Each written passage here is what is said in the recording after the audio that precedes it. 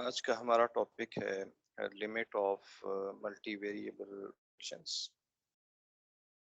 हम इसको पहले देखेंगे कि सिंगल वेरिएबल कैलकुलस में हम कैसे सिंगल वेरिएबल कैलकुलस में हम कैसे लिमिट लिया करते थे। आपको याद होगा कि सिंगल वेरिएबल कैलकुलस में कोई फंक्शन है और किसी point x is equal to a जो कि डोमेन में पॉइंट है हमारे पास। अगर आपने चेक करना हो कि फंक्शन यहाँ पर कैसा बिहेव कर रहा है, इस पॉइंट पे यहाँ पर ये कैसा बिहेव कर रहा है, तो हम इसकी लेफ्ट हैंड लिमिट और राइट हैंड लिमिट लिया करते थे, जिसका मतलब ये था कि limit x approaches to a positive, a के सुपर स्क्रिप्ट में हम प्लस लिखेंगे और इसी तरह से limit x approaches to a negative left hand limit के लिए ये हमने लिखा है राइट हैंड लिमिट के लिए, ये हमने लिखा है लेफ्ट हैंड लिमिट के लिए। ठीक है, जब हमारे पास इस तरह से लिमिट डिफाइन होगा और ये आपस में इक्वल होंगे,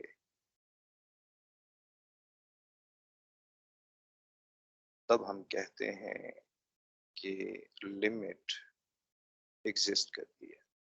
एक्चुअली हम इस पॉइंट पे फंक्शन का बिहेवियर देखना चाहते हैं। हम इस पॉइंट पे फंक्शन का बिहेवियर देखना चाहते हैं। यहाँ पर कि लेफ्ट से अगर अप्रोच करे या राइट से अप्रोच करे तो फंक्शन कैसे बिहेव करेगा। अब आप आ जाइए मल्टी वेरिएबल फंक्शन में। मल्टी वेरिएबल फंक्शन में एक्स वाई जेड कोऑर्डिनेट होंगे, एक्स वाई और x is equal to a जैसे सिंगल वेरिएबल में था। यहाँ पर हमारे पास एक पॉइंट नहीं होगा, हमारे पास एक रीजन होगा, रीजन से हम पॉइंट ले रहे होंगे। यहाँ हम इंटरवल से पॉइंट लेते हैं सिंगल वेरिएबल में, और एक्स वाई जेड में, जिसको आर क्यूब भी कहते हैं, आर क्यूब में हम रीजन से एक पॉइंट ले रहे होंगे। फॉर एग्जांपल ये पॉइंट है, या चले हम ये वाला पॉइंट ओरिजिन ले लेते हैं। ये जो ओरिजिन है ये है 0 0 0। ओके, अब अगर आपके पास कोई फंक्शन है, कोई सरफेस है जो कि कोई फंक्शन है जो कि सरफेस बना रहा है, कुछ ऐसी सरफेस बन रही है, तो अब हम क्या करेंगे कि इस पॉइंट को आप लेफ्ट और राइट तो आप नहीं देख रहे, लेफ्ट और राइट हम नहीं देख रहे हैं, बिल्कुल हम यहाँ पर कई डायरेक्शन जो हैं वो देख रहे हैं। हम यहाँ पर ओरिजिन के लिए ये डायरेक्शन देख रहे हैं, ये डायरेक्शन देख रहे हैं, ये डायरेक्शन देख रहे हैं। There are infinitely many directions. यहाँ लेफ्ट और राइट का कॉन्सेप्ट नहीं है। सिंगल वेरिएबल कैलकुलस में लेफ्ट और राइट का कॉन्सेप्ट होता है। ओके, तो अब इस सरफेस के लिए ओरिजिन में पहुंचने के लिए हम कैसे हम लिमिट फाइंड करेंगे कि हमें लेफ्ट हैंड लिमिट भी मिल जाए। अब दो कि लेफ्ट हैंड लिमिट हमारे पास नहीं है, हमें नया कॉन्सेप्ट यूज करना पड़ेगा। राइट हैंड लिमिट मिल जाए, लेफ्ट हैंड लिमिट मिल जाए, ये कैसे हम फाइंड करेंगे? तो इसके लिए हम ये करेंगे, आप देखिए ओरिजिन पे हम जो पर्टिकुलर नोन हमारे पास आंसर्स हैं, वो एक आंसर तो ये है कि आप एक्स एक्सिस से ओरिजिन पे अप्रोच करें। दूसरा आंसर ये है, और एक्स एक्सिस डोमेन में है, इसी तरह से वाई एक्सिस पे आप ओरिजिन से अप्रोच करें इस फंक्शन के लिए, एफ ऑफ एक्स वाई के लिए, और फिर आप कुछ नॉन कर्व्स ले लें। अगर इसी रीजन को मैं, ये जो एक्स वाई है, इसको अगर मैं यहाँ ड्रॉ करूं, तो हमारे पास ये वाला वो पॉइंट है, ये वाला वो पॉइंट है। एक्स एक्सिस से जैसे मैंने बताया ऐसे अप्रोच करें, वाई एक्सिस से आप ऐसे अप्रोच करें, ओरिजिन पे आप अप्रोच कर सकते हैं। मैं फिर रिमाइंड करा दूं कि हम इन्फिनिटली मैनी डायरेक्शन में ओरिजिन से अप्रोच कर सकते हैं, और ये ओरिजिन वो जगह है जहां हम फंक्शन का बिहेवियर देखना चाहते हैं। आमतौर पे जो फंक्शन होते हैं मल्टी वेरिएबल फंक्शन, ये हमारे पास इनके जो जहाँ प्रॉब्लम्स आते हैं वो ओरिजिन होते हैं, जहाँ हमें प्रॉब्लम्स आ रहे होते हैं। अगर अदर देन ओरिजिन हो, जैसे अगर 2 3 कोई पॉइंट हो, 2 या 2 1 कोई पॉइंट हो, और यहाँ पर आप फंक्शन को देखना चाह रहे हैं, तो सिंपली वैल्यू पुट करके देखा जा सकता है। तो हमें पता चल जाएगा कि फंक्शन कैसे बिहेव कर रहा है। ओके, अब दो डायरेक्शन आपको पता चल गई। एक तो along x axis, along x axis आप बात कर रहे हैं, जो कि ये वाली डायरेक्शन है जो कि एक्स एक्सिस पे है। अलोंग वाई एक्सिस देख रहे हैं और क्या पॉसिबिलिटीज हो सकती हैं कि फंक्शन की बिहेवियर हम ओरिजिन पे देख सकें। तो आपको याद होगा कि कुछ कर्व्स ऐसी होती हैं, जैसे कि एक पैराबोला है। अगर ये एक पैराबोला है जो कि ओरिजिन से पास कर रहा होगा, ठीक है। फिर आपको याद होगा कि ओरिजिन से जो पास करता है वो एक लाइन हो सकती है, एक लाइन हो सकती है। ये हमारे पास लाइन है जो कि ओरिजिन से पास कर रही है। तो अगर इसको मैं यहाँ पर ड्रॉ करूँ तो ये आपको कुछ ऐसे नजर आ रही होगी। ये आपको कुछ ये पैराबोला नजर आ रहा होगा, और इसी तरह से आपके पास जो है एक लाइन जो है वो इस तरह से ड्रॉ हो रही होगी। तो ओरिजिन से ओरिजिन पे अगर फंक्शन की लिमिट फाइंड करनी है, ओरिजिन पे हमें अलोंग एक्स एक्सिस देखना होगा, अलोंग वाई एक्सिस देखना होगा, अलोंग द लाइन देखना होगा, अलोंग द पैराबोला देखना होगा। तो इसका मतलब क्या हुआ कि अगर आपने फंक्शन का लिमिट फाइंड करना है, limit of a function, limit of a function, तो इसके लिए ये वाले टेस्ट हैं। आप देखेंगे f of x y along x axis, f of x y along y axis,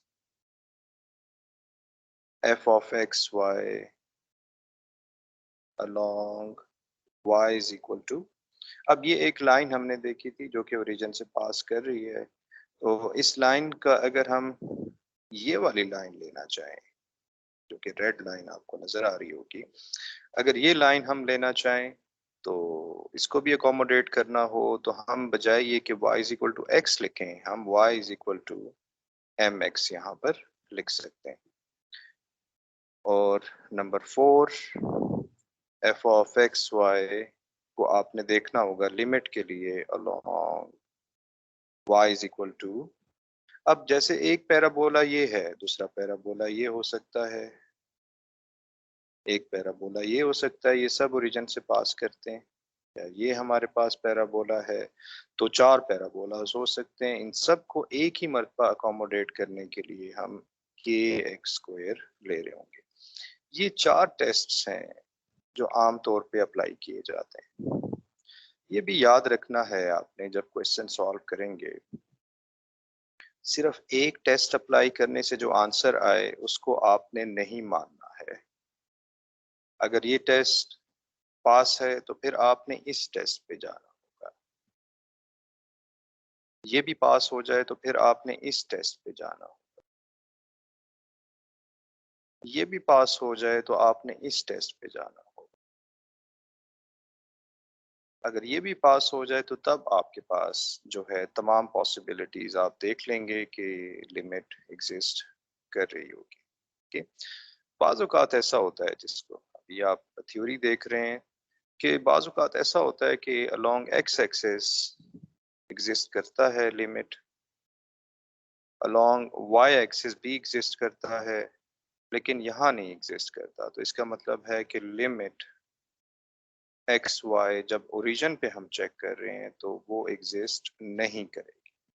okay?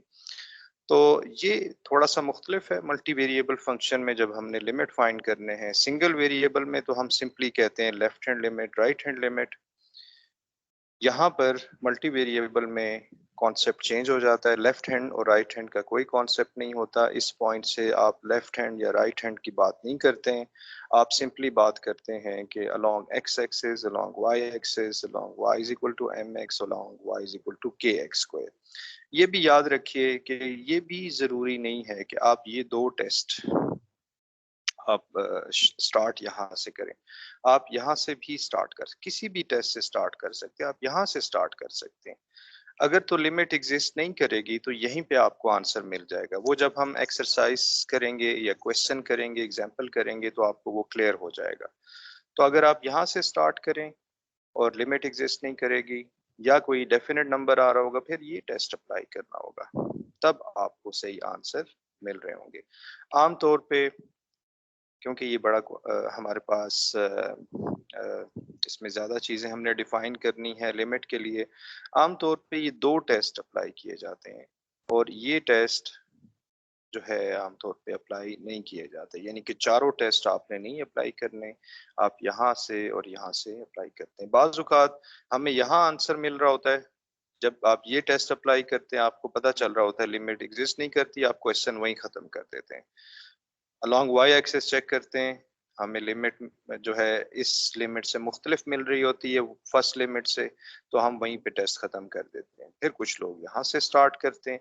तो ये आपकी अपनी चॉइस है कि आप कैसे लिमिट देखना चाह रहे हैं। मैं आपको रिकमेंड करूंगा कि आप y is equal to mx पहले लिया करें और सेकंड में y is equal to k x square. लेकिन ये भी डिपेंड करता है, ये कोई रूल नहीं है, ये भी डिपेंड करता है कि आपका क्वेश्चन कैसा है। अगर आपका क्वेश्चन ऐसा है कि जिसमें तमाम पावर एक जैसे आ रहे हैं, वो इसकी वजह से अगर आ रहे हैं तो आपको ये पुट करना होगा। लेकिन टेस्ट आपको ये इन दो टेस्ट से आपका लिमिट मिल जाएगा। Thank you for watching.